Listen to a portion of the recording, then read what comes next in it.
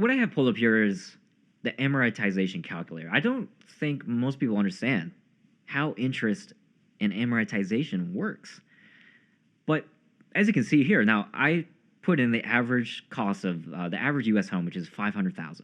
Okay, and people are getting 30-year loan terms, of course, with right now interest rate at 6%, which is slightly below what you get right now. So we're being generous here, but with all those components put in, you're actually paying more in interest than the actual house over the 30 years. And that's if you don't start, with interest-only payment like they offer sometimes, right? Yeah. But when you break it down, I'm sure you did, right? You got so look at the amount of it's a brilliant crime. I mean, it's definitely the old, it's usury to the extreme. Right. Because if when you first start paying off your loan, you're paying almost exclusively interest, regardless, right? There's tricks you can do. Like you can pay your. I mean, you could actually pay more, or you could pay bi-weekly. You could do all kinds of different things to set it to where your principal is getting hit more. Yeah. So you have less interest. I mean, you can cut that down to quite a bit. But you're still going to pay that interest. Right, but you're still paying that interest, and they're charging you the interest. Yeah. Immediately. It's such a. Well, yeah, I just wanted to show this graph to people because the biggest problem I see when it comes to wealth management for middle class people or even working class, which I think most of us nowadays are working class in comparison with inflation. But the common trend I see is people are house poor. I mean, all of their equity is stuffed in this box that they don't even own. So to me, by design, right? I think this is the biggest wealth black hole that's present, at least here in the U.S. and globally too, for that matter. So one of the reasons that it never made sense to me that house prices keep going up to the extreme that they're at now, whereas my family, they paid $18,000 or something, $27,000 for their house, and now it's worth $500,000. Yeah. Does that make any kind of sense at all? No. Right. But if you consider that there's this tool in government that's called wealth capture. Wealth capture means that you set up a district or a zone or whatever, and because they can't just directly go after your taxes, what they do, if you take, for instance, the superhighways, the NAFTA system, and all the transportation, which goes from zone to zone, foreign trade zones, and all that stuff, where you're never actually even really in America. Right. Right? You can set up a zone that captures property tax. I'll just give you an example here in Utah. Before you actually got here, one of my big battles was with the sheriff of the county. And I even got him back before I was banned from the local radio. Thank you, ADL. We had the sheriff on the radio, and we grilled him, and I went to one of his meetings where they were trying to sell this, right? So what happens is they put everything into a district. Now you can have as many districts on top of each other Hundreds. as you can, right? It's just it's an imaginary border that they set up, and you could be in 50 different districts. Of those 50, you might only be part of 20, right? It just depends on how it's set up. So you notice that you've got these water districts, you've got the trash district, you've got all these different things. Well, these guys set up what's called the police protection fee. Okay, now the way that you capture money is to charge a fee for a service that the district provides, and then require that because you're in the district that they just set up. Well, yeah, the problem is if you disagree, like for instance, I disagree that I should be paying a police protection fee, right? Yeah. Well, okay. We're gonna take that fee, add to it because you didn't pay. Now you have a fee, an extra charge, and we're gonna attach it to your property tax. Hmm.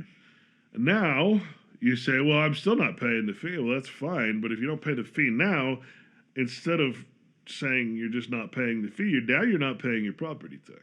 Mm. And if you don't pay your property tax, guess what? We get to take your property, sell it, pay for the tax. You're out of a home because you refused, right? You wanted to avoid the tax. It's just this never-ending cycle of capturing revenue through the property tax, because the property tax is something you can't not pay, right? It's like the income tax, right? You've got to. You can't have a record. Like, it's one thing not to pay income tax if you don't have any income. Right. But you can't have a property and then not pay property tax. It's just not gonna. It's on the record. They're gonna come after you eventually. Which we've seen. Right? We've covered that. Right. Yeah. Right. And that's part of the trickery too. Well, see, you didn't get a response, therefore you're good. You're now free. And then 6 years later, you get a massive bill on your property tax, right? And these numbers could get worse with property taxes rising the way they are the last few years. So, I mean, even with this aside, you still have that problem once you do pay off your mortgage. So, yeah, I don't think, personally, I would not want to buy a house with a mortgage. You know, I've always believed that one should do so with cash. Buy it outright. When I say buy, of course, you know what I mean. But well, the other aspect, I think, is people, usually these kind of prices that you see are, well, let's just say that if I retire and I have any money, I'm going to be going to a very uncommercial area. Because the only reason that these prices are as they are, right? The reason that prices here have quadrupled at least? At least, yeah. Is because, of the business and the commercial structure. And they, so it makes sense to me not to buy in an area that is going to be inflated, right? Yeah. And I don't know, we could talk till we're blue in the face about this stuff, but is there a solution to this? Yeah. And the answer really is no, but there are tools that you can use to do. But I mean, ultimately, this is wrong in ways that there's just no way to. There's so many layers of wrong. Right. But yeah, because I think this is the idea people have when they think of wealth building, is equity in real estate. So I wanted to show some alternatives because I know we talked about the stock market a little bit, but I haven't really gone into depth with you. And people have their trepidations about traditional stock investing, right? Just piling into the S&P 500 or something like that, some index, which I think most people should do because very low risk, very high probability you're going to make 8% a year, even higher in some cases. But there are some drawbacks which I understand people have with that. You're essentially hoping to buy low and sell higher at a later point, right? That's the ultimate idea. But you're susceptible to business cycles. To get a good return with this style of investing, you're looking at a multi-decade time horizon too, which some people don't have that long. And then, of course, the volatility exposure. Well, there's also the reason that this exists in the first place. Why do stocks exist, right? I mean, what is the stock market, right? I mean, does anybody stop and ask? And, we've had this talk before, but let's have it right now. What my opinion is that the stock itself has absolutely nothing to do with the company itself. Now, we can sit here and go back and forth, but ultimately, what a stock is two different types of things. It's either ownership in the company, which gives you voting rights, right? Which is why government pension funds and everything bought all of them up, which is why government is always, you always have institutional holders, big corporations, pension funds, mutual funds, all that. Yeah, which, right? Because everyone is saying BlackRock owns everything, but you have to realize the pensions. BlackRock? Right, exactly. Yeah. So I'm glad you mentioned that. Well, so you have this thing, which nobody seems to know about, called corporate governance. Corporate governance is what government, or what as shareholder, what government when government is the main shareholder. Like if you're in a pension fund or you're in anything, you usually get a letter that says you can either vote or you can give up your votes to the what do you call it? The other shareholders basically will vote for you. Yeah. And most people can't be bothered because nobody knows about corporate governance, right? So corporate governance is when all the shareholders vote for everything. Who's going to be the board of directors? Are we going to give them a raise? You got to realize, and I was surprised to find this out when I was doing the research, right? First of all, globalism happened a long time ago. The thought that you're afraid of globalism, and that was directly a result of pension funds and stocks. Okay. Yeah. When you see all these corporations in China, you see all these, and they're all the stockholders or pension funds and everything, you start to understand that through corporate governance, in other words, through shareholder proxy voting, where the shareholder takes all of the stock, the voting stock, and pools it, right? All the government, all the 200,000 different government agencies that have stock in, right? They all pool their investments, they all pool their shareholder votes, and that way they control the company. As that's what a stock is. What is a stockholder? It's the owner of the company, right? Okay. So first thing you have to do when you look at the so-called market is realize that you're looking at nothing more and nothing less than the ownership paper of the people who are in charge. Yep. Then you look at the law. What's the law say? Well, the law says that the main priority of a company and a board of directors and a CEO is to make what? For profit. The shareholders must make a profit. Yeah. If you don't make the shareholders a profit, then your company is considered insolvent, right? Okay, are you starting to see a little bit of a collusion here, a little bit of organized crime? So don't think of the stock market as random.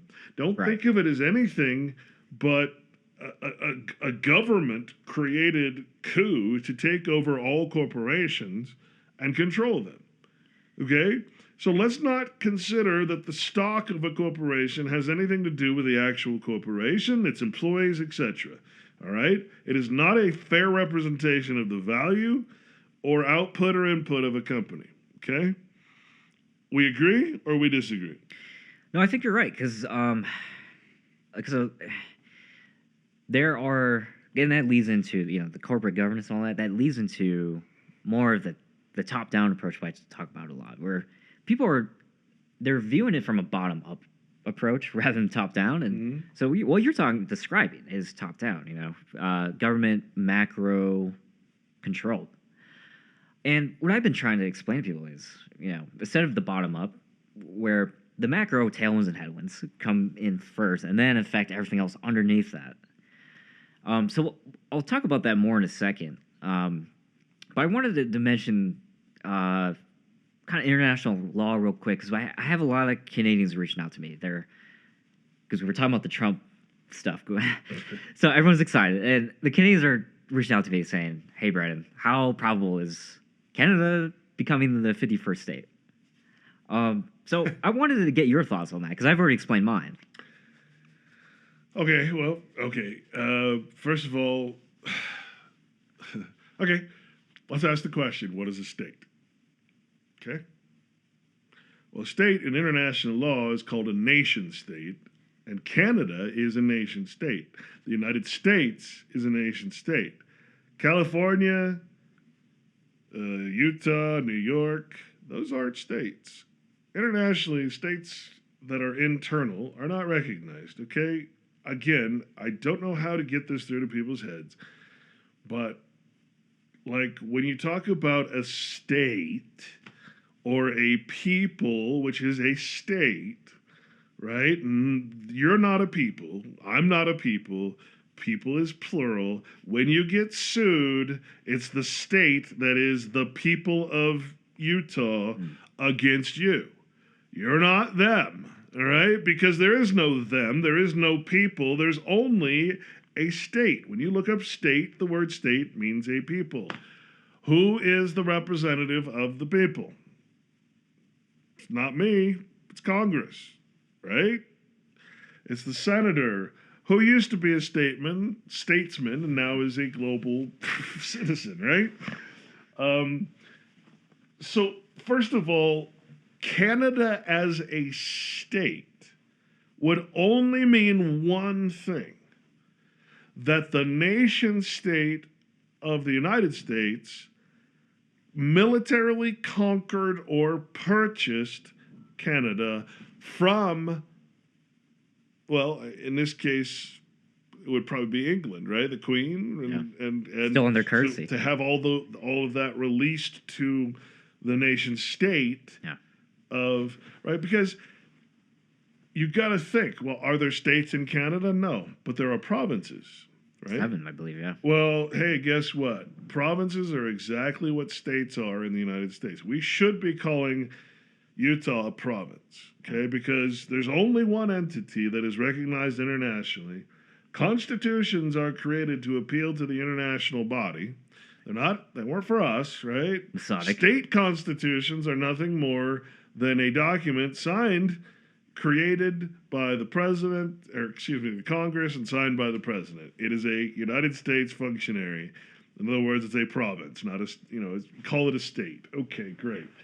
It's a misnomer, right? So to say that it's going to become a state, first of all, in international law, doesn't mean anything. It would only mean one of two things. Either the United States conquered by force or purchased, okay? Examples of that. The United States reconquered the Confederate States. You had the Louisiana Purchase. What does purchase mean? It means to conquer, except by money, right? You have, let's say, how was Ohio created? In different states that had what was called the Ohio Company, right? Okay, the Ohio Company purchased the land that was Ohio and other states now for a price, and it became part of the United States territory. It was not nothing in the area. It was never anything else but, okay? Then all the states had to redo their constitutions and readmit to the United States after the Civil War, to which all public lands were pledged to the United States. If California tried to secede, that means that 34% of the land, if I'm not mistaken, 34% of California land is territory of the United States. If California tried to secede, they would literally be declaring war against the United States, trying to become its own nation state recognized internationally, because there's nothing else for you to do.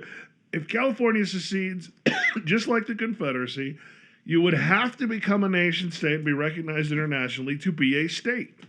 Okay? The colloquialism that Canada is going to be the 51st state, it's an exercise in logic. Yeah. Right? It's just like multiple universes or whatever, right? You're not supposed to take it literally. Right. Now, if Canada were to surrender to the United States, then what would the Queen think about that, right? Or the King, I guess now. What would the royalty, right? Because Canada never left the province of the kingdom, right? Yeah. It was so. What would that mean? The logistics there would mean that the crown would actually be giving up part of its structure. So that's another part to consider. Would that be peaceful? Would it be a purchase? Would it be a war? Right? So the whole thing is nonsense when you actually understand the international perspective and how nation states work. And I'm telling you again, internationally, there are no states. States of the United States are internal. And the problem with us, like you said before, is we think bottom up.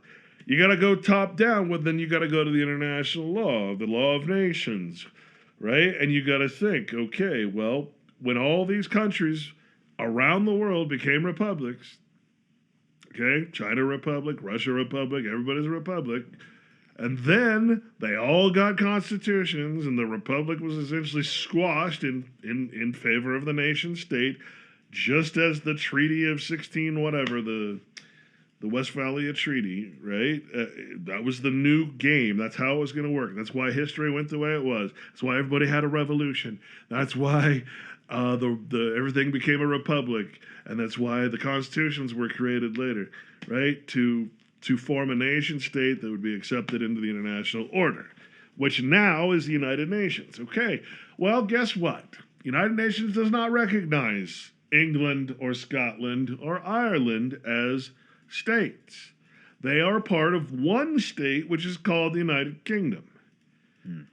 Individually, they're allowed to run their little franchise and they can make rules.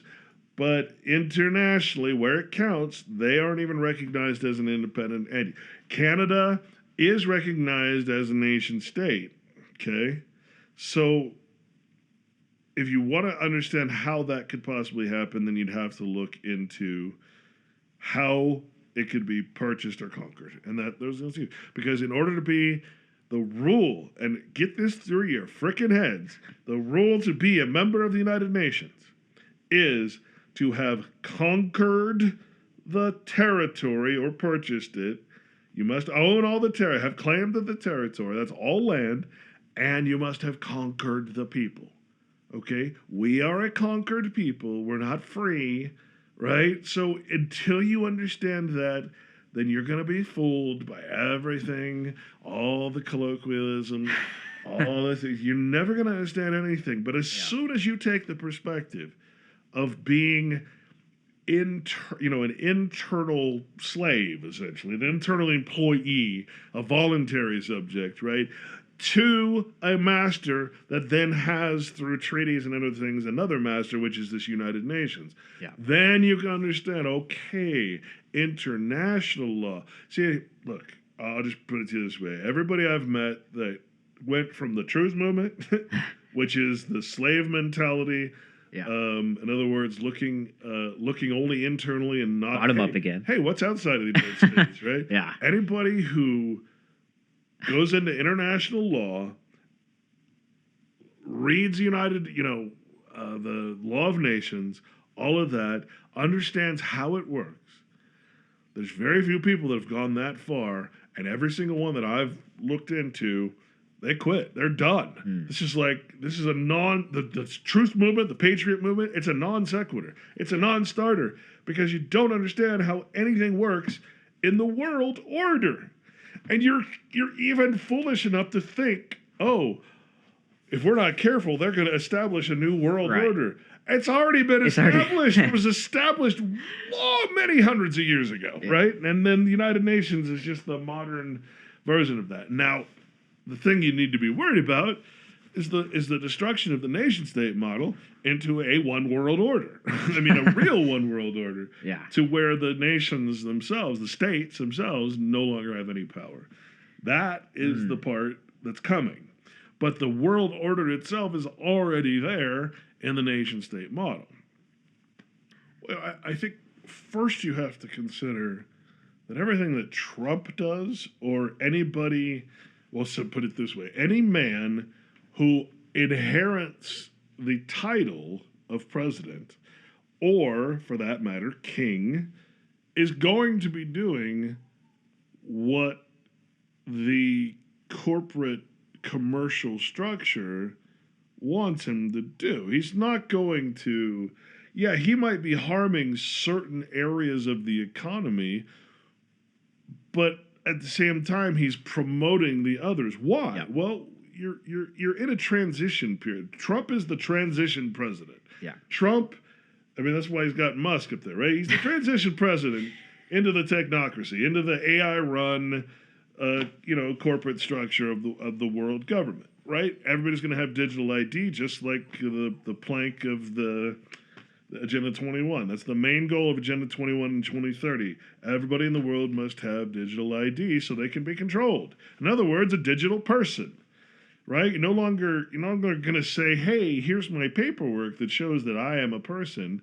You're now going to just show your eye. So your identity, which is proof of citizenship, basically, is going to be something built that's natural. And that's when you've taken the mark. That's when everything ends right there. So you've got to think that the president is doing what is best for the corporate world, no matter what it appears, right? Now, when Biden was president, they're shipping in all these illegals. Well, they're shipping them to foreign trade zones where they can work. They're doing this on purpose so that Trump can come in and pass these outrageous executive orders, which means he's the absolutely lawless. He's making policy. When they declare an executive order, they're either creating a new law or they're implementing laws that have been on the books. Essentially, the Communist Manifesto in all planks comes into order and takes over. The Constitution is suspended, right? Congress has admitted the Constitution has been suspended since the Civil War. Okay, so what's happening right now is unprecedented use of executive order. When he declared an emergency on the economy, for instance, for God's sake, what isn't the economy? I mean, that allows him to do just about anything in the commercial world. Yeah. And what is the United States, or what is every country? It's a commercial. It is commerce. Yeah. Right? You don't start a corporation on your own. No, you start it through government. You don't do anything. No, you do it through government. Your person is part of government. Its very nature, a nation state's very nature, is commerce, which is why, again, it invested and took over the entire corporate structure using retirement funds, pension funds, right? Makes perfect sense. So when you're looking at the stock market, my whole point of this is when you're looking at the stock market, don't look at it as random. Don't look at it as anything but a controlled operation that has been in place for a long time to take over the world. It's a very well-oiled machine, and it definitely has its patterns to it. Also, when you look at the central bank, you got to think, okay, central bank, central to what? To the nation state. Right. Okay, well, remember, first of all, central bank, one of the planks of the Communist Manifesto. Secondly, every country is part of that Communist Manifesto. Yeah. So the question you really should be asking is, who's above the central bank in every country? What is the World Association, right? We talk about private associations and how much power they have, right? They run the world, as the video we did before. Well, you don't think the Federal Reserve and every banking organization in the world is in its own private... Everything is in its own private association, which is where the power comes from. So don't think of the Federal Reserve as this all-powerful being. No, it's under something else. It's under treaty. It's under this. It's under that. So yeah, you're talking about a structure, a global structure, and I think that's the problem, man. People don't realize globalism is already here. It's already happened. Now, since we're talking about markets, Bitcoin, of course, has been a reoccurring theme 2024, even this year. And we talked about it a little bit, but I want to give a quick update because, yes, post-election, it had its rally, right, as you can see here. But then now we're in a bear market officially for Bitcoin. It's dropped below the 20% drop, which constitutes a bear market. So, I mean, post-election, it really isn't much higher than it was. Explain how you see Bitcoin as really the Ponzi scheme. Well, I mean, Okay, let's just consider for a moment what is Bitcoin worth? What is it valued in? Well, dollars, of course. Okay, so when you buy a Bitcoin, you're like, oh my God, it's private, and it's anonymous, and none of which is true. Yeah. Not decentralized. Isn't your point getting into an alternative currency? Right, that's the idea. Okay, well, can an alternative currency, I mean, if I say, for instance, that sunglasses, this is the new alternative currency. So now we're going to trade in sunglasses, right? Okay, but I value these sunglasses on the dollar. What have I done? I've created something. You gotta think. Okay, the states aren't allowed to create their own currency because the central bank wants to control the currency and its value. Well, if I create an alternative currency and I value it in dollars, what's the difference? Okay, they found a loophole, and obviously the point is they've already got GovCoin, and they're transitioning into the technocratic system run by the AI. This is on what do you call it? Blockchain. What is blockchain? My opinion, blockchain was a creation of the AI. Blockchain is the brain of the AI because what you have, just like your neurons, you have a chain going to a block, and then a chain going to a block, and a chain going to a block. Now, linearly, right? That's great. But what happens when it's nonlinear like this? You have a idea or an answer to a question, right? A fact, going to a fact, going to a fact, going to a fact. And now this nonlinear brain that's been created by this blockchain has all information at once. Yeah. I mean, that would be like taking your brain and heightening it to a level where you're just conscious of so many different things, right? I can barely think of two things at once. Yeah. So, Bitcoin, the model of the blockchain is being introduced into a lot of different things. Okay. Right. So you gotta think, okay, the countries where they have started getting rid of cash are, the people are desperate. There's no ATMs anymore. There's no banks. There's no reason for the bank to be there. They have ATMs. They have trucks that come along every week or two, and they'll allow you to trade in your cash if you're still accepting it at a business for some reason. But they charge you so much money to make that trade that it's not worth using cash anymore. Meanwhile, people are going along the streets in these first world countries, and they have no cash. The vendors who are like street vendors, have no there's no reputation, there's no guarantees, and they're having to use essentially credit cards, right? Credit, which means they're giving them all their personal information to this guy on the street who's selling a bowl he made, right? So I mean, you have no anonymity whatsoever, and every purchase you make now is with this thing that can go through identity theft, right? That can be stolen. So you've got to consider one thing and one thing only. Bitcoin is the dollar. All you're doing is calling it something else. You're valuing it in the dollar. You don't ever buy Bitcoin thinking, ooh, I'm going to have a bunch of Bitcoin. You're thinking, I'm going to be rich. And what does that mean? It means dollars. Yeah. Right? So do not try and fool yourself or others by saying this is anything but the dollar. It's stupid, not to mention, and here's my big gripe about this. Why do you think the dollar is therefore worthless at this point?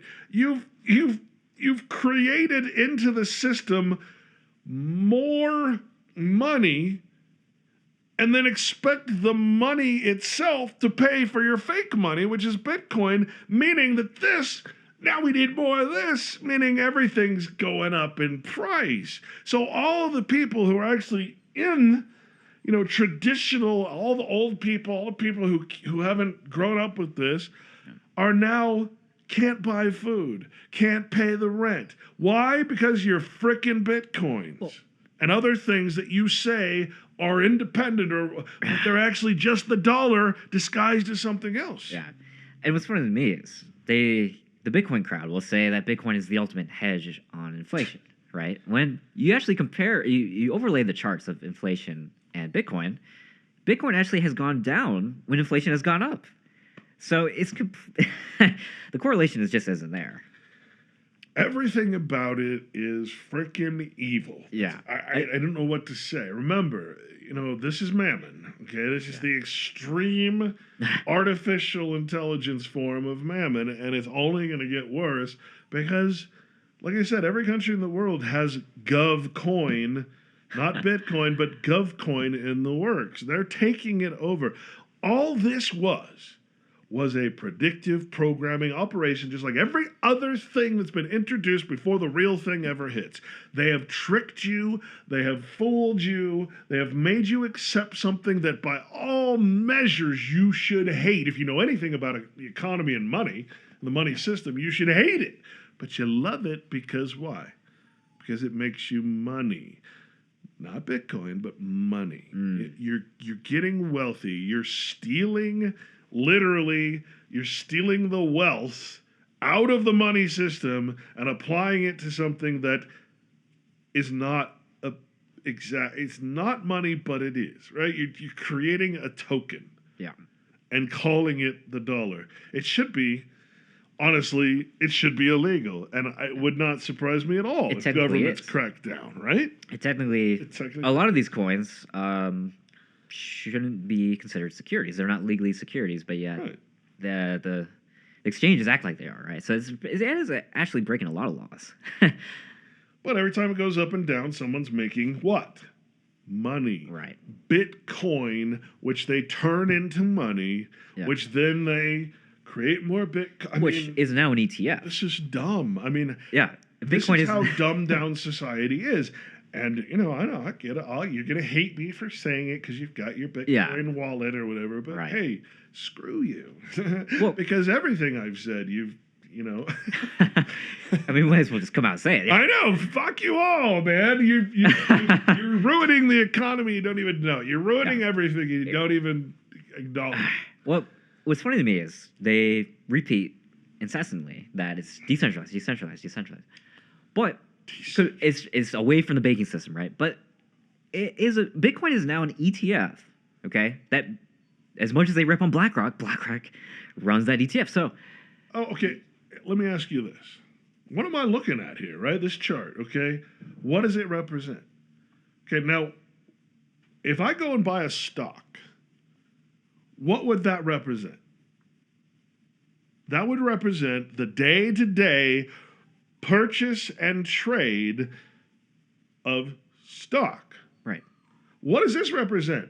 The day-to-day purchase and trade of Bitcoin. What are we purchasing it with? When you get into Bitcoin, what are you using to buy the Bitcoin? And where then does that go? That money that you used, the dollar that it's supposed to be separate from, where is the dollar going when you buy the Bitcoin? I don't understand people's logic here. Yeah. It doesn't make any sense that you could possibly think this is separate from the money system. Decentralized, but yet you have to buy and sell it through an exchange, which is basically a brokerage firm, a bank, essentially. So, that's very well said. And that... that kind of brings me to this topic of financial nihilism, where people say, screw the dollar, I'm going all in on Bitcoin, right? But now we discussed there really isn't a difference.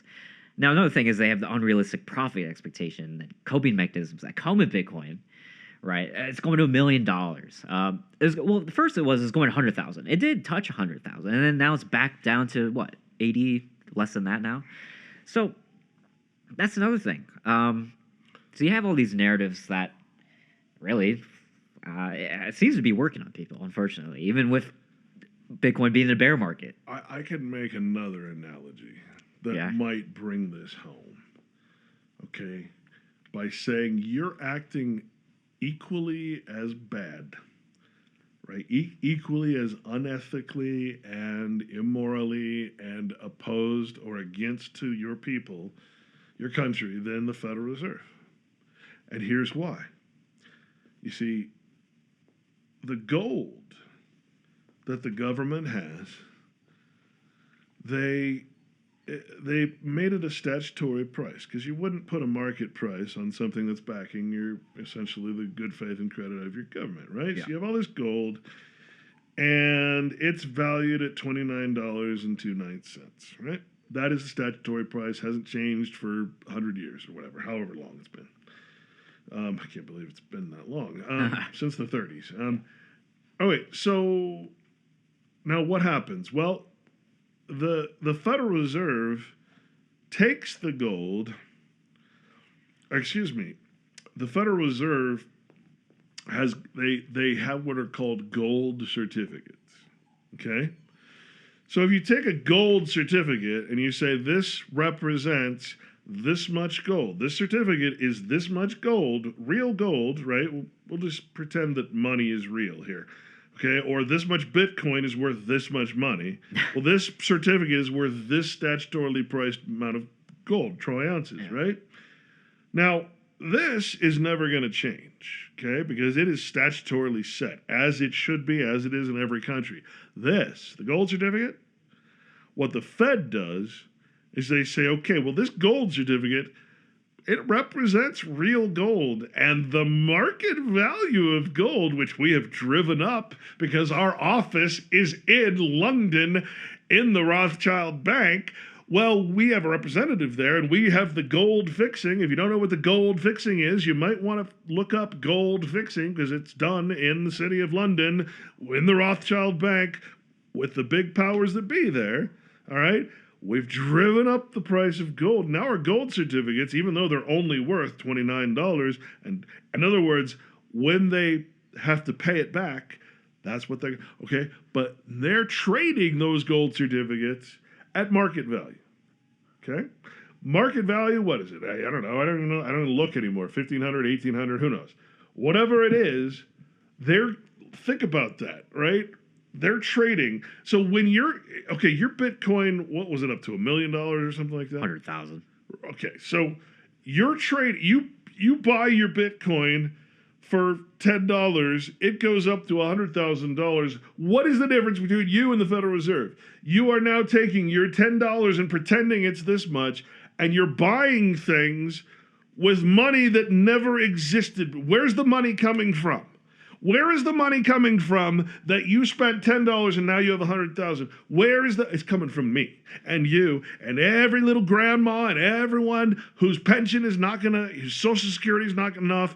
That's where the money's coming from. That's what pisses me off the most about these people, is because you're not thinking about anybody but yourself. You're destroying the monetary system as they planned you would and predictively programmed you to. Now you're going to accept GovCoin. Now you're going to accept all the regulation that's surrounding Bitcoin and all this.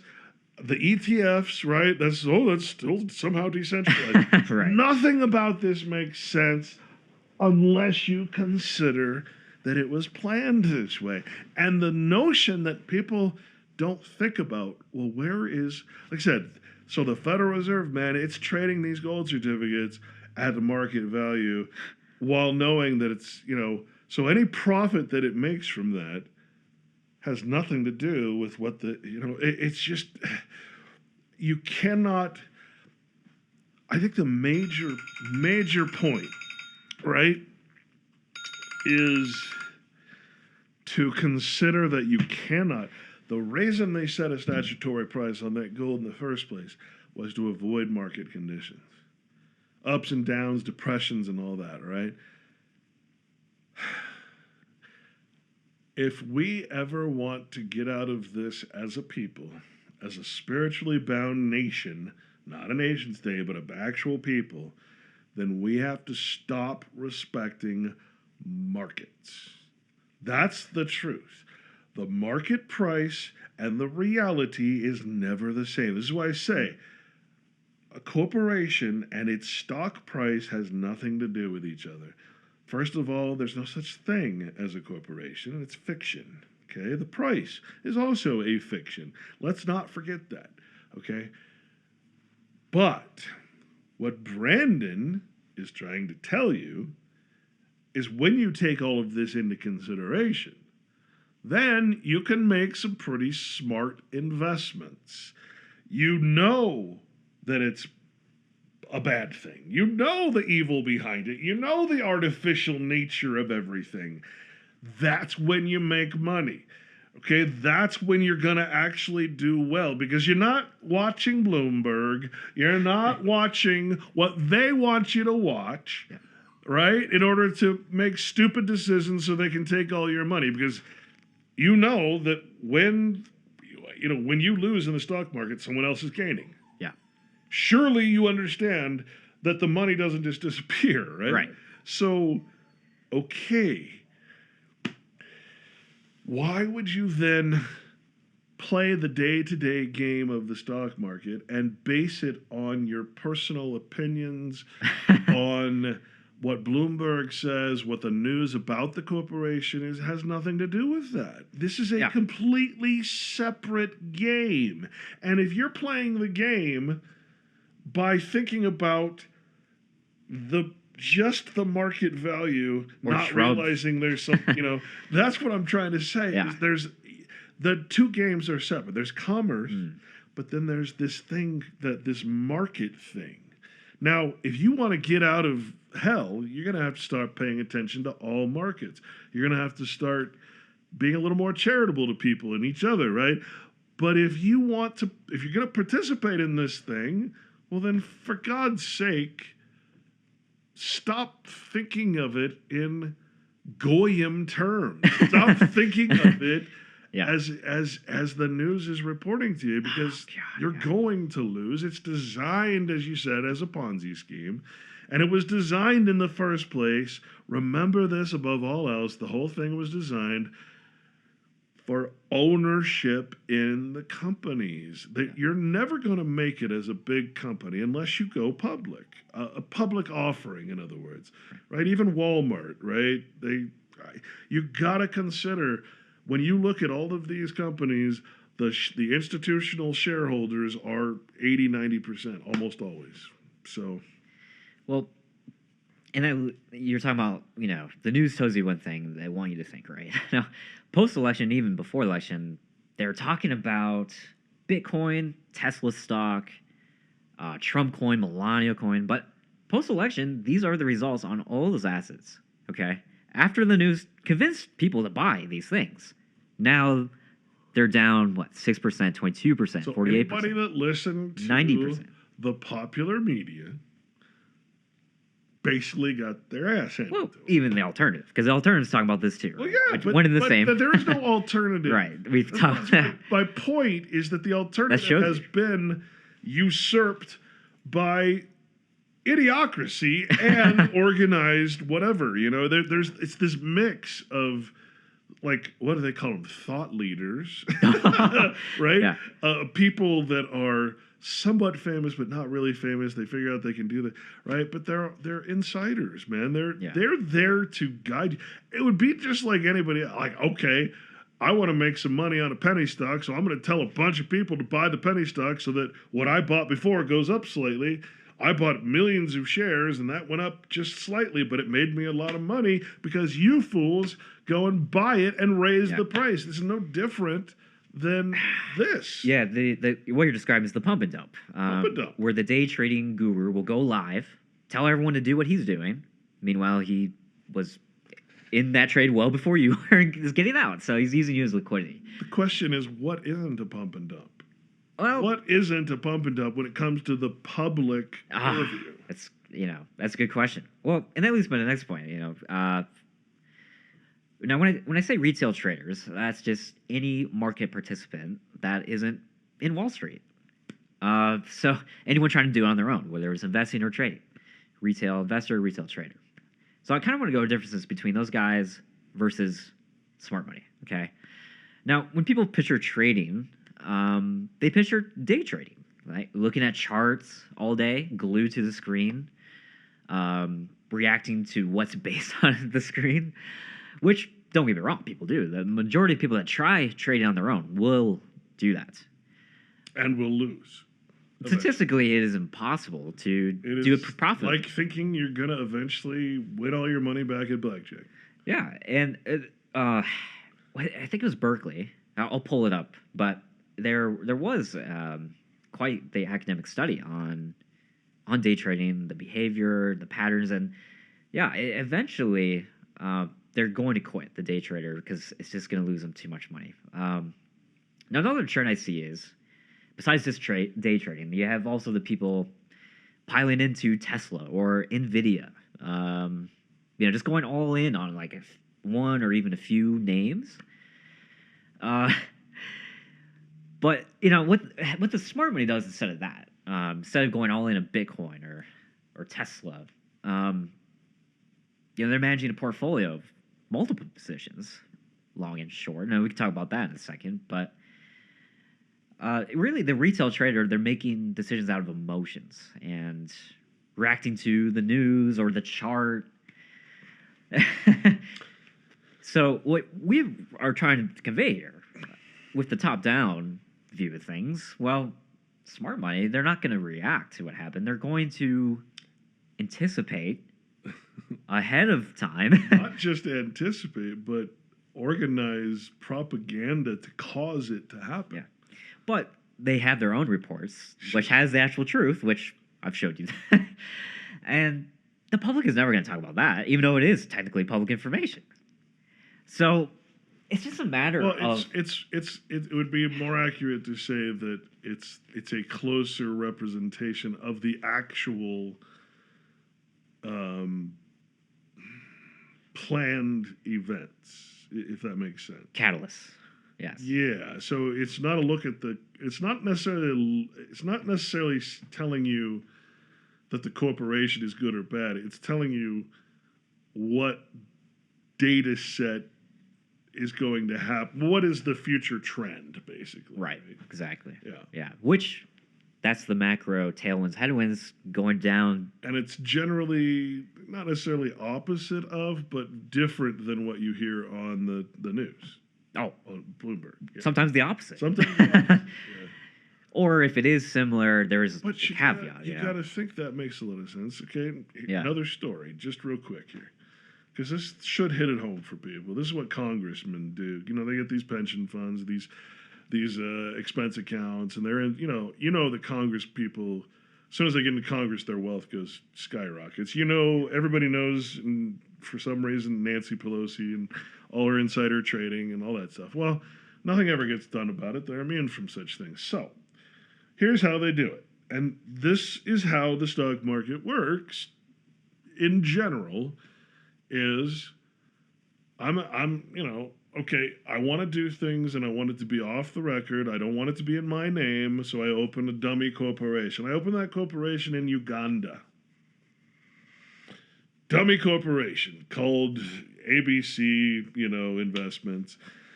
I then take taxpayer money and I go and I'm going to do something and we're going to fund it by this. You're going to put all your taxpayer money into an investment fund, and that fund is going to buy these stocks, right? Or this stock or whatever. So I'm taking public money and I'm investing it in what I want to lose or gain, depending on what I do over in my dummy corporation in Uganda. Now, the opposite trade is what I do in my dummy corporation.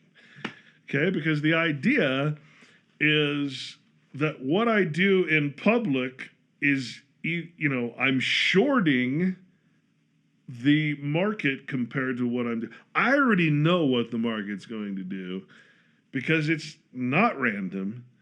So what I do with the public money is cause a loss, which means that my corporation over here that I'm going to close at the end of the year, yeah, and it's not even in my name, that means, that corporation is going to gain everything that's lost because of the public trade. Well, and that makes me think of, because people are starting to figure out. You can see Congress, senators. You can see their trades. But what they don't get, because they think, well, since we can see it, we'll just copy them, and then we'll make a bunch of money like they do. What they don't understand is what you're describing. They will have losses on which you see Pelosi do all the time. Yeah, especially under options trades. You have to. I mean, you have to cover it up. Yeah, she does some of the most ridiculous option trades. But remember, there's what they're doing in their name. Then there's what they're doing in a company that no one's ever heard of in another country. And then those profits that they gain in that country never come back to America. They'll use it to buy a condo in Australia and rent it out or whatever. And they can use that separate account to hedge the other one. Right. So it's just an international thing because you're in an international order. They've got to remember that. Banks are international. Yeah, exactly. So, yeah, that's the name of the game. So if you take that micro level, now let's talk about the bigger picture, which is this is what government does on a constant basis. It feeds you a bunch of bullshit. So Bloomberg feeds you a bunch of bullshit so that its real investments will make money off of your losses, right? I mean, you think that's a pretty accurate statement? Yeah. Why you shouldn't listen to Bloomberg necessarily? Right. So, I mean, what we're talking about here, I like to visualize for you guys. The top down, once you know what the macro tailwinds and headwinds are, you get the idea of what's coming the months ahead, okay? And then what you see in front of you, what you see on the screen happening right now, should be confirmation or denial of what you thought was coming a few months back based on your macro research. And then finally, what's in the rearview mirror was basically the stock price history, essentially. Lagging data, same with economic data. That should, even when that happens, when you look in the rearview mirror, I mean, but that's what people are doing. They're looking in the rearview mirror and trying to figure it out from there. So, yeah, I mean, look, we're talking about nation states, which you can think of a corporation, right? And it has its income, which is GDP. So it trickles down. It's top down that I'm talking about. It trickles down from GDP to the markets itself, themselves, to then different types of businesses within that, and then sectors, I should say, and then all the business within those sectors, right? Which there's so many, and then there's subsectors too. So what people are trying to do is they're trying to find a company like Tesla because they saw it on the news or headline, and they think that's all their research that they need is, well, I saw the headline, I saw the chart looks like this. Oh, look, Tesla's Elon Musk is a god, and therefore he must, it's going to be a successful company, right? Right. Yeah. Or they look at an Apple and say, well, Apple has historically done well, so it has to do in the future. Right, and that's my biggest complaint about the stock market and people in it is that they don't, what happened to the fact that Apple got caught using child labor in free trade zones? Yeah, you don't that's care? a huge controversy. Who cares? As long as I'm going to make money on my trade, who cares about Bitcoin if I'm going to make money? Right. See, this is the problem. It's always the same. It's always greed. It's always absolute non-moral behavior. There's no thought behind the process. Yeah. But there again, you also have to take that and say, okay, this is not a moral thing. Legal is not moral. We're talking about the root of all evil here. Let's not think of it in terms of if it's going to be good or bad. Let's think of it in the reality that we're showing you here, which is, okay, there's other reports out there that contradict these media blitzes and predictive programming so that you're not stuck buying on a popular, opinion or a news opinion. You're actually able to see what, like I said, there's so many little data points that you should be looking at, and you don't find those. You only find those in these reports, which until I met Brandon, I didn't even know existed. So, well, they're talking about ethics and markets, and I think when a lot of people think about markets, they picture, or even trading, they picture hedge funds shorting everything, right? And they say that's immoral. So I want to talk about that because in my trading approach, we do the long-short portfolio. we're finding assets we think are going to be bullish, and then finding assets we think are going to be bearish in the next few months. Now, there's several reasons why we do that, but essentially, it keeps you hedged. Is the general, point of it all. That way, you're not the last one standing when everything drops. If you're long only, right? And there are companies that are going to do well. There are companies that are going to do bad based on the macro tailwinds and headwinds. So, shorting is just being bearish, which is just having a view on an asset. Well, okay, maybe you can explain something to me because I've never fully understood. I've never gone deep into the actual trading part of it. When it comes to, okay, you're going to short something, explain what it is that, okay, I just got a contract. What does that mean? I got a contract, and that means that I'm short. What is the contract, and who's it with? Well, there are two different types of contract derivatives in financial markets. And these are financial instruments. So you have options, option contracts, and then you have futures contracts.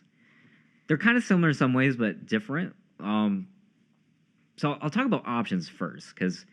But are you actually creating a contract? You're not creating it. You're buying into a contract that was created. Yes.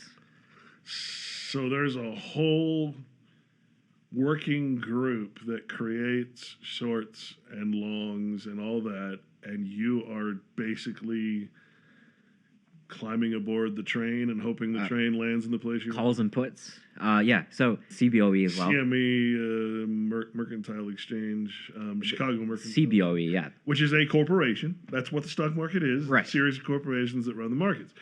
Not just random shit that happens, right? Yeah, so they sell the option contracts. So you're buying for options. You're buying the calls or the puts. But okay, am I correct then to say what this really is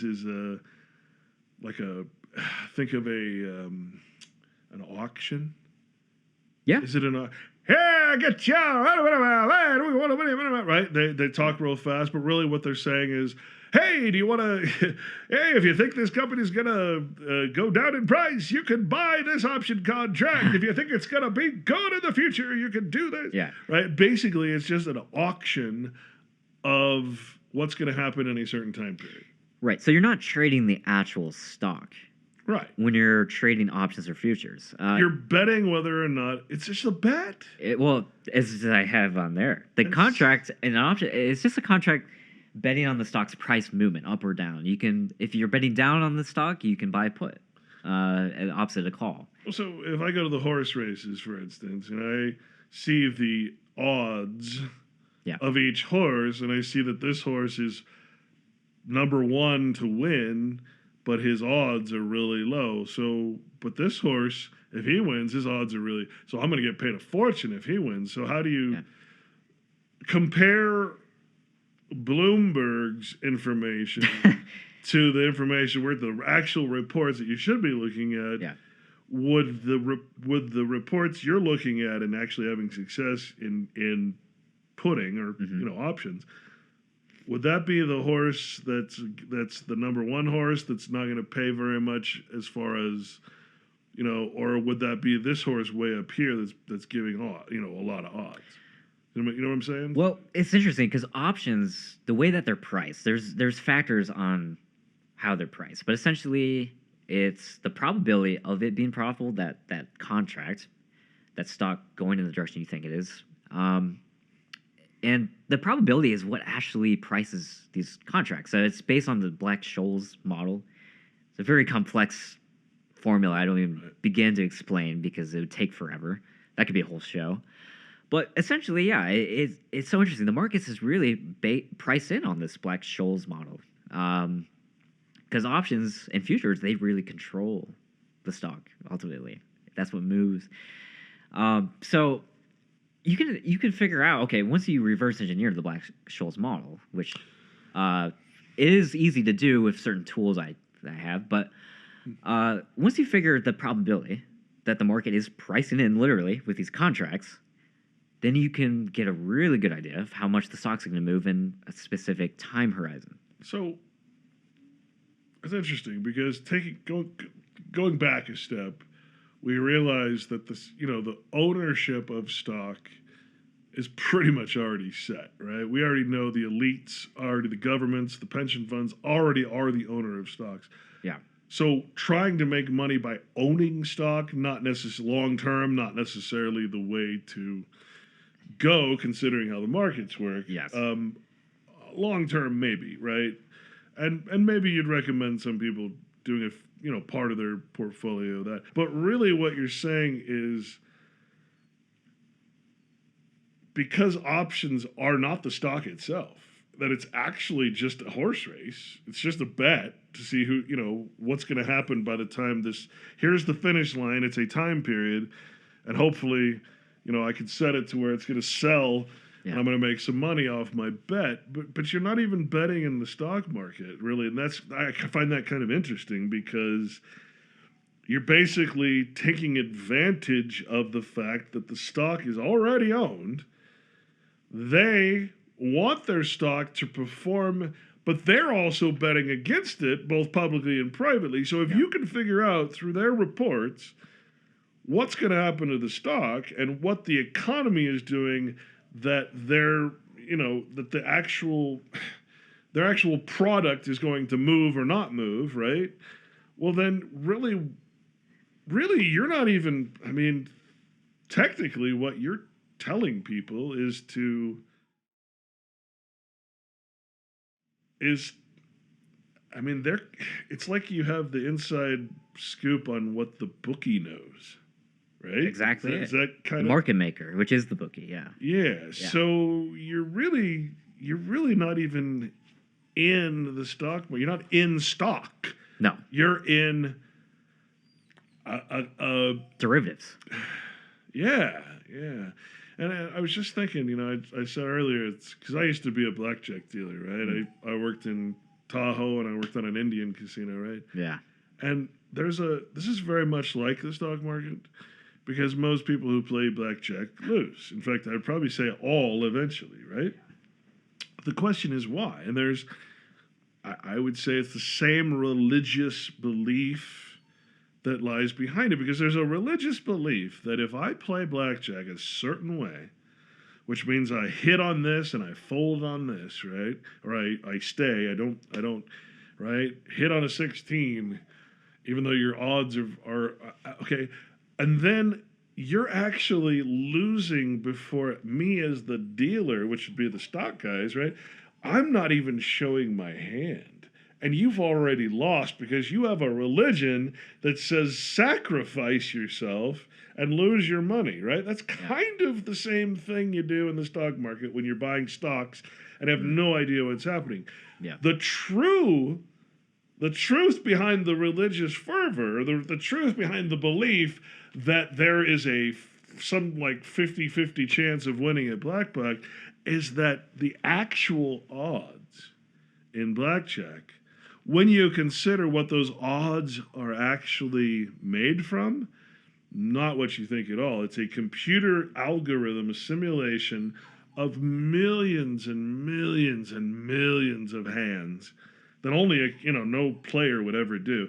So, and that simulation says every single game of blackjack that's played is going to be played the same way. The dealer always hits on a soft 17 and stays on a hard 17. The player always hits on a 16 if the dealer is showing a 7 or higher. Okay? This is what was programmed into the simulation, right? Into the algorithm. So if you think that you're going to sit down and you're going to take, there's these millions and millions and millions of hands that were played in a simulated computer simulation. Yeah. And you're going to play 20, 30 hands out of those millions, and you're going to expect to have odds. The actual odds are that the dealer is going to win, I can't remember, was it 83% of the time? Those are the actual odds. Okay? Why? Because real life does not resemble the computer simulation. Someone's going to sit down there and play the opposite way. The cards aren't going to be shuffled the same as they were in the simulation. There's the human error, there's the human this, there's all kinds of factors that change what is the religious belief. And so I would sit there and I would deal cards, right? And I would show a 6, okay? And man, to these guys, that was like, oh, I'm gonna sink all my money in Tesla. I'm gonna, double here, I'll double my bet because you've got a 6. And yet, 8 times out of 10, when I was showing a 6, there'd be a 5 or a 4 or even a 7 and I would make 21 and I would take everybody's money. And that happened way more than I would actually bust out because the game is rigged. Okay, the system is rigged. Yeah. When I am the dealer, it's rigged in my favor. I'm the house. When you're playing the stock market, you're playing against the house, right? So you have to consider that the same thing is true, that what you're hearing and what everybody believes about the stock market is probably not true, that there is something else.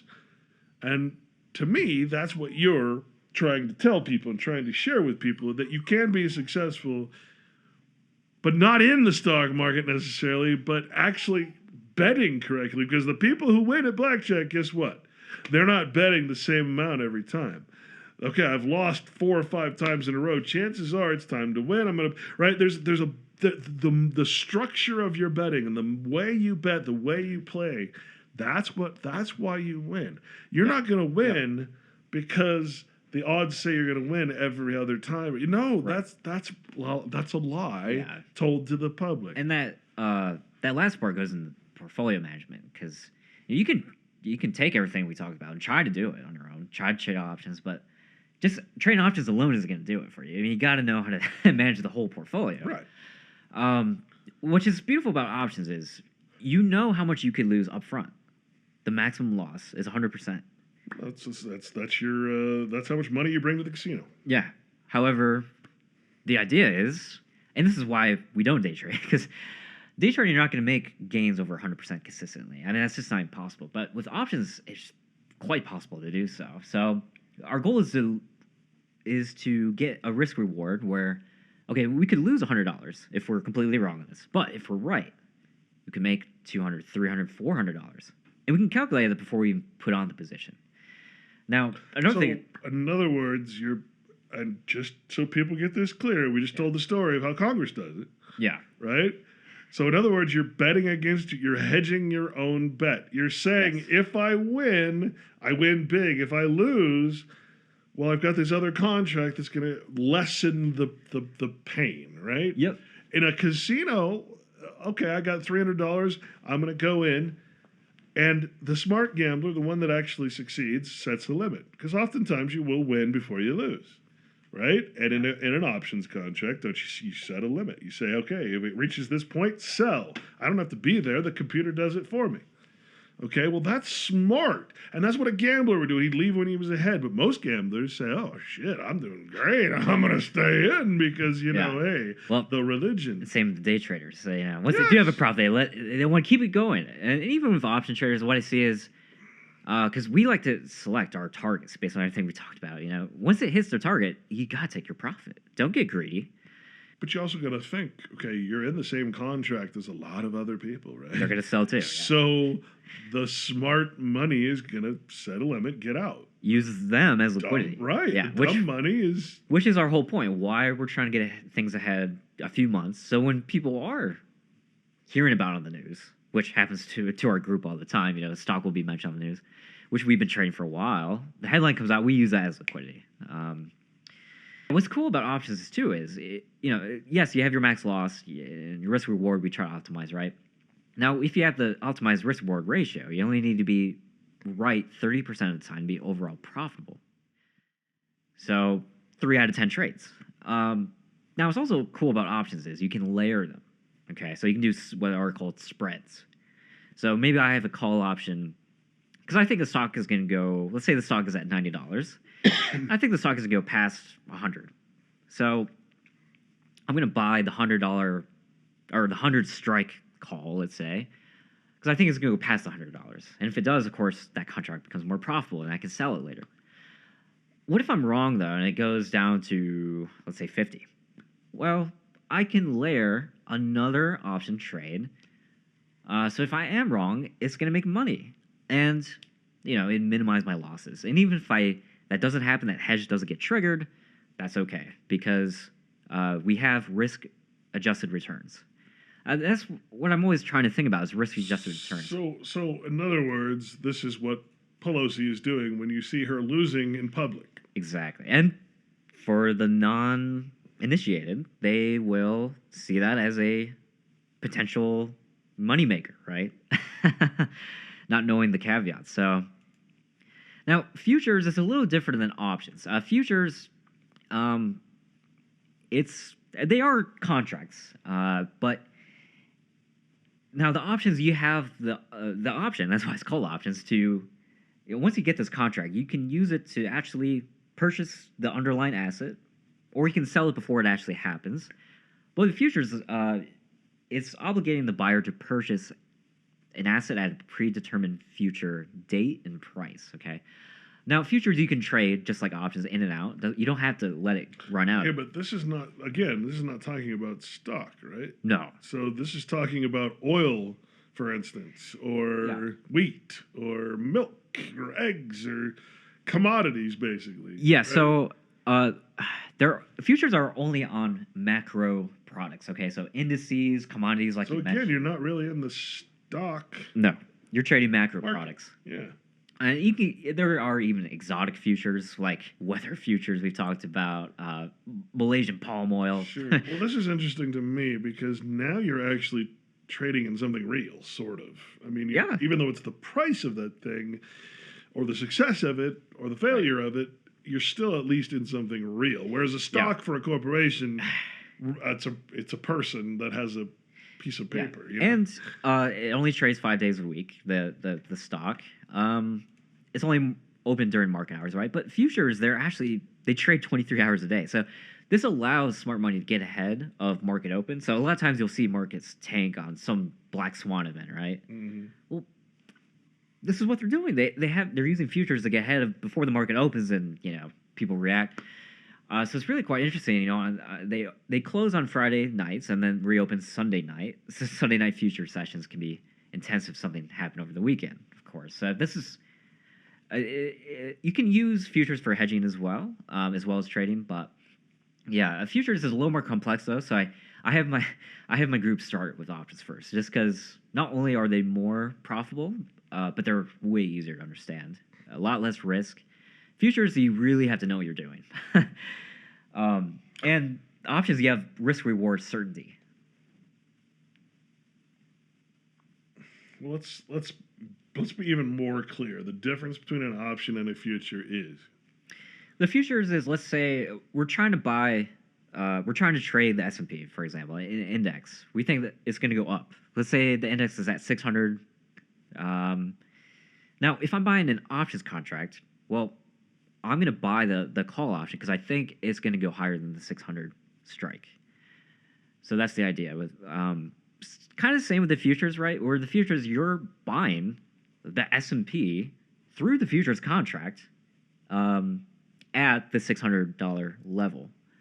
So every tick that goes up, options is more about supply, demand, probabilities, whereas options is just outright reality. Futures, you mean? Yeah. Futures is just underlying tick movement, which is interesting. So that's the main differences. Well, the question I think I would, in my, the way I think. Yeah. Obviously, there is some interplay between the two. The powers that be would be using these to their benefit. Are they used against each other? Or are they used incongruence for each other? Incongruence, very much so. Because futures actually have option contracts on themselves. Okay. Now, that's another complex thing. We don't have to talk about that. But yes, and you can, by the way, on a lot of futures products, there are ETFs that are highly correlated, and you can trade options on. So it's quite interesting. They're very much interlocked. CME runs the futures market, and then CBOE runs the options market. But on both of these, you're doing the same thing, which is hedging your own bet. You can. Yeah. It's a lot easier to do it with these derivatives, especially options, than So outright instead stuff. of losing everything, you're losing a small amount, which you hope to make up in a good trade or Yeah. good option, basically good contract. Yeah, and then when you're doing that with a long short portfolio, when you're directionally agnostic, you're emulating what the hedge funds are doing. All right, so let me ask you this: if I were to look at your history personally, Yeah. which you don't have to get into, but what would I see? I would see this many losses compared to this many much bigger gains than losses, obviously, right? So what would I see? Would I see 20% gains and 80% loss as far as not the amount? But That would be a very bad risk reward, but I get what you're saying. So percentage of win versus loss is what you're asking about. Right, knowing that the losses are always way less Capped. than the wins. Yeah. Now you can be as high as a 50% win-loss ratio, but as long as you have your risk rewards set properly, then even with that win-loss ratio, you would still be profitable. Because options, our goal of options is to make over 300%, which sounds crazy to people. But with options, it's very possible, and you can go as high as 800%, or even higher sometimes. But not that it happens every time, of course. But the difference is you're not going to go 800% the other way. No, exactly. That's a pretty big And difference. there's a lot of, and it goes back to portfolio management where you get to achieve results like that, where you can't trade emotionally, you can't react to stuff, knee-jerk react. But yeah, the point I think I'm trying to make is you must include and expect to lose in order to get those gains. Right. It's the cost of doing business. Like if I'm a retail business, well, I'm gonna have to have inventory. So you can think of these trades like inventory. You know, some products they're not gonna sell as well as others. So what do? Well, if it doesn't sell as well, don't go buy more of that. Well, this is kind of going back to the horse races, right? You Yeah. got the trifecta. You're hoping that you're right on every trade, but you probably know you're going to be wrong. Oh, so yeah. Again, if you're a professional bettor, you're hedging your bets too, right? We know we're not going to be right 100% of the time. In fact, that's of course not impossible, right? So the whole point of the structure is to definitely consider that and price it in and hedge it as much as we can. Now with options, more than any other financial instrument, you can do that with in a very methodical, mathematical way where if you do the research. If you do the research, if you know the ins and outs, there are moving parts, don't get me wrong. But once you see it in its completion, the process I'm talking about, it's so clear. You can't unsee it. So, yeah, it's been interesting. You know, I had some trepidations coming out with this education, this information. For years, I kept it to myself. Didn't want to share it, but the more work I do for families, the more I realize, when it comes to the real estate or buying traditional shares, it's not going to cut it in the coming years. So I really doubled down and created this group. It's not a standalone course. It's not DIY. It's a hybrid group boot camp. And I'm personally seeing your work. Okay, it's not like you're just doing your own thing. I'm not involved. You're able to talk to me and ask me questions. I'm giving you feedback in real time. So yeah, this is what I'm focusing on now. It's it's different than the trust stuff or the PMA stuff, of course. But it goes together, though. The difference between doing a random video on how the gurus are screwing you, right, and then having everybody turn against you because they don't. You're actually showing people how to do it right, and I think that's the big difference. It's one thing to say you can get a trust and you can do all this, but to actually like these reports, for instance, that I didn't even know existed.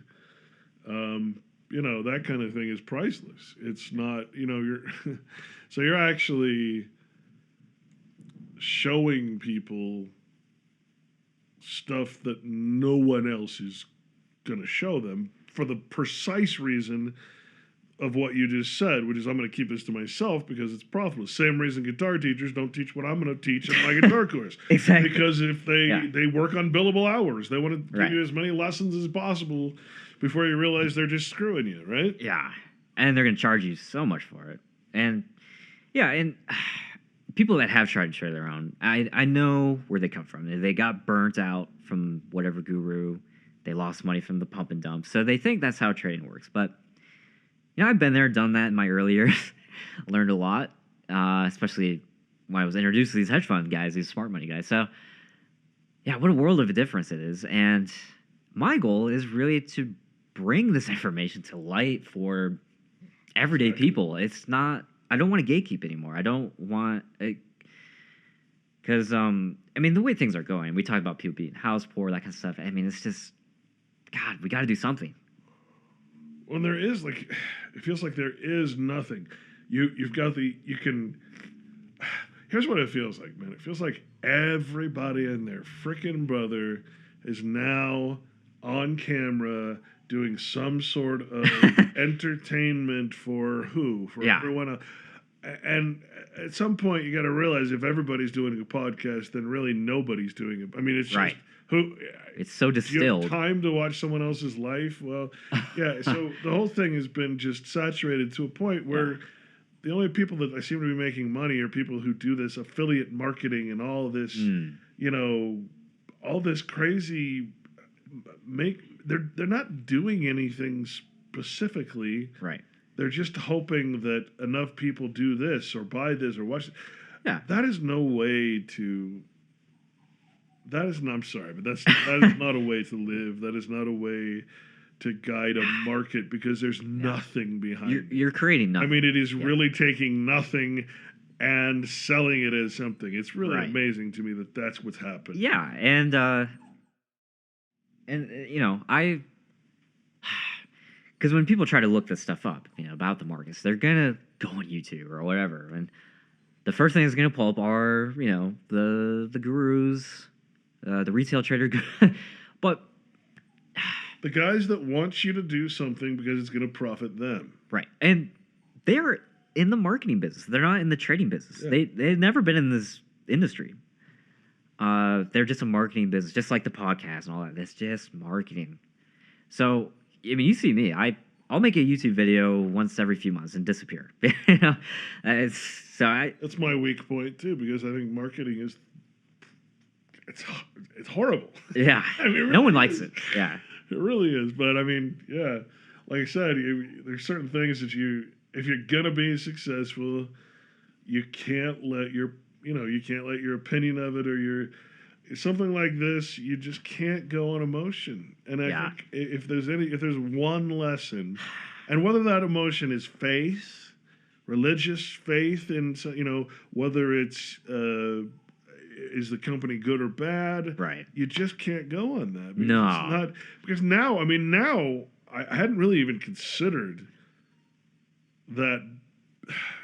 In this way that options and futures, and these are more akin, like you said, to betting than an educated bet, as opposed to throwing your money down on it actually makes a lot of sense because you're not trying to infiltrate or do this whole stock investment thing, right? Which is a completely controlled entity. Yeah. What you're trying to do is say, okay, they're the owners. They own it. They control everything. We admit that. We're not going to try to change that or fight against it. We're actually going to use that to our advantage and say, okay, what are they going to do now? Are they going to cause it to go up or go down depending on what? That makes a lot of sense. You're just essentially. You're just essentially putting like you said, a contract. I don't like that word though, but you're right. You're almost. We're trading time, essentially. Yeah, you're betting on almost a sure thing. Is the weird part about it, but it's not a sure thing. But it's like if you do it right, then there's enough positives to outweigh the negatives, and Yeah. it's interesting because that's not the way it is with the stock market. No, absolutely not. And I never really had considered that you are not promoting the stock market. You're No. promoting something very different. Yeah, than the stock market. I'm not telling you to buy shares of Yeah. Pfizer or Coke or whoever. But Let me ask you one more question then. yeah, As far as like when I buy a stock, and obviously I either lose or gain when I sell the stock. If I don't Yeah. sell the stock, I never do anything. Nothing ever happens. Whatever the market price is doesn't really matter to me if I'm going for some future high price. Yeah. But when I do sell the stock, that's when the taxes and everything, right? What about with options and futures? Do you have the same taxation, or is it different?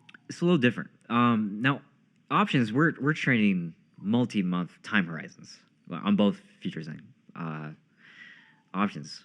So you're not gonna have the short-term cap gain. Sometimes they split. It depends on the trade itself, but sometimes it's gonna be 50-50 where it's 50% short-term cap gains and then 50% long-term cap gains. Futures is automatically 50-50, no matter how long you trade the contract.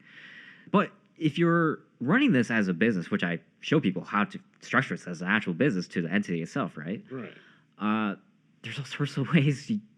Especially with the portfolio management. Like, let's say I made 100% return on a year to 12 months basis. It's December. It's almost January, right? It's coming up. I have all of these unrealized wins that I'm still, they still haven't hit my target yet. And I have these unrealized losers as well. Well, now that I know the fiscal year is coming to an end, well, what would the smart person in this business do? They would realize the losses at the end of the year and then wait till next year to realize the wins. Sugar and eat the bitter. And on top of that, I can have a company pension that I contribute to. So that is tax deductible, including all the costs that are associated with it. So there's so many ways. Let's talk about another thing now. Something I could never get used to, but Brandon here, man, we'll go out to lunch, right? Have talk about shit, and sometimes he pays, sometimes I pay, sometimes we're Dutch, whatever. It all equals out in the end, right? And what he whips out is, I'm giving him my bank card, says Clint Richardson on it. He's whipping out, what's it called again? Oh, the LLC card? Yeah, he's whipping out his LLC. What's it called? Escaping me. Safe Haven. Safe Haven. He is Yeah. whipping out a card, a bank card, just like mine, except mine is my person's. I has all the liability, all the tax, all the record. But his is a corporation that has very limited liability, and he's using that as his personal expenses for the business because we're talking about business. Oh, and you are a client of mine, so yeah. Right, and I'm a client. So, think about that guy. That's what he's teaching you to do. Why would you use your own personal bank account and name in everyday things when, you're... Including trading. Yeah, you don't need to. You can have a different person. And that's kind of what I've been trying to tell people is if you want to stop the liability and the problems you're having, well, then stop using your person. Right. The person that was assigned to you at birth. That's not what they do. Right? Every congressman is actually like a corporation soul or something. Yeah. Well, I liked how you tie it together because, this does relate to my past work, which I am retiring from, the trust stuff, PMA stuff. I am retiring from this year. But people with that setup, this definitely is congruent with it because it's one thing to have the setup, but it's another thing to have it keep going and generating for the generation. So, this is instead of, because the wealthy people, they don't invest or trade themselves. They'll just invest in a hedge fund that does it for them, right? Typically, the ultra high net worth types. What I'm showing you guys is to be your own hedge fund. And it can, of course, work inside of the system we're describing. So that that to me, the wealth generation part of it is more important than even the first segment of my business. So yeah, this is what I'm gonna be focused on for the next few years. Yeah, I mean, if people can just relinquish the religious trutherisms and patriotisms and Yeah. tax protest crap, and especially what they, you got to just come at this fresh, You got to just come at this and say, look, I'm going to admit, even if I've been trading for a long time, I'm going to just come at this and say, I don't know anything.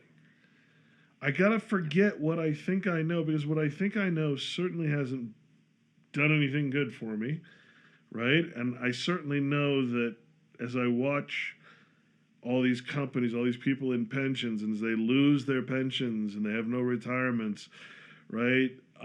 Which I still believe is going to happen with government workers. I mean, all the state has to do is declare bankruptcy, and that pension's first thing is going to be raided.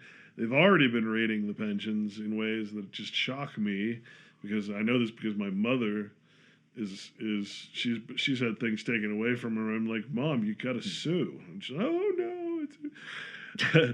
So yeah, it's a matter of coming at this. If you're going to take Brandon's course, don't come at it thinking you know anything. Come at it with a fresh and utter complete, just a new outlook on things. You're learning things you didn't know existed. Like I said, and I know a lot about the underpinnings of the market, but I don't, not the way not the day to day stuff, because I don't participate in it. I don't like. It's just that it's not how I want to spend my time. But it's going to be the same thing with my thing. Well, I'm going to do this guitar course. When you come to learn, I'm challenging the way it's taught, and so are you. I'm challenging. Why are we calling it theory? It's already been proven. Why are we calling it a theory? You don't call it a theory once it's proven, right? So, don't come at it with this arrogant belief system that is based on no facts whatsoever. You're not going to get anything out of it. So, and in my opinion, everything we've talked about today, the way the world really works, is so important to understand if you're going to try to trade in it. Right? Yeah. I mean, Oh, exactly. Well, we're past the 2-hour mark. I think God, that wraps it up, guys. But yeah, we'll have to do this again soon.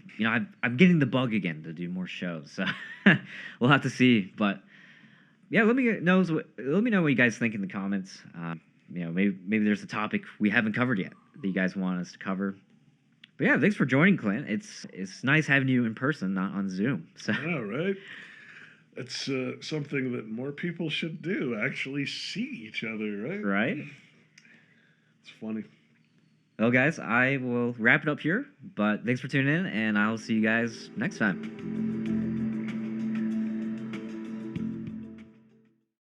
There's a great responsibility with knowledge, which is why they don't let the public have it.